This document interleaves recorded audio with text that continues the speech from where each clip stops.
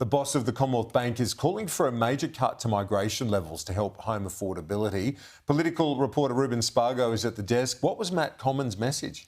Yeah, stressing it was a personal view, Kieran. Matt Comyn is calling for Australia's net migration to be tens of thousands of people lower than what the government is forecasting, and this is to help housing affordability. He was appearing at in Parliament today, where he spoke about the nation's housing supply and how a predictable level of migration would help that and broader infrastructure keep up with demand. Here was Matt Comyn speaking earlier.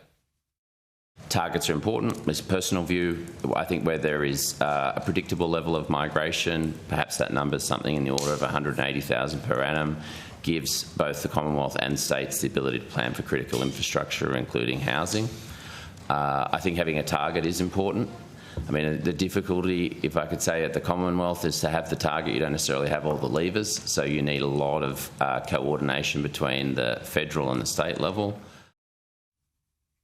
Now, after resolving its position on net zero, the coalition is shifting its focus to migration. Federal Liberals are coming up with a plan. Conservatives fear that their support is bleeding to One Nation. We can show you here, this latest poll shows the minor party has climbed to a record 18%. Immigration ranked as the fifth most important issue, and respondents said they trusted One Nation more than either major party to manage it. Now, the Financial Review's are reporting the Liberals are looking at reducing Australia's annual net migrant intake by at least 100,000 below current levels.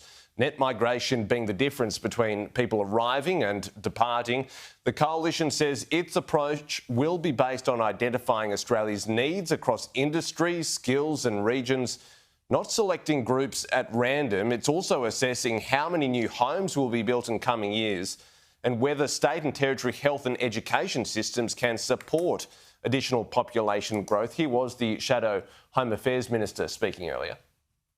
We want to be open with Australian people. We want to take the fear out of this debate and the divisiveness out of it. It's just got to be a common sense approach that actually works and provides a sustainable approach to immigration that works for people here and people who want to come here. Now, Kieran, from the government's perspective, the coalition must explain where exactly these cuts would be made. Ruben, thanks. Australia's largest bank expects further rate cuts won't come for more than a year. The Reserve Bank left the cash rate on hold at 3.6% at its most recent meeting. Commonwealth Bank had initially tipped a rate cut on November 4, scaling back that expectation to February, following shock inflation numbers. Now the CBA chief has told a parliamentary review of the Big Four that further rate relief is not expected for the foreseeable future. I mean, our economics team's forecast at the moment is that the cash rate will remain on hold for the foreseeable future. What does that practically mean? More likely than not through 2026. To answer your question directly, no, I don't think a reduction in the cash rate is likely in 2026.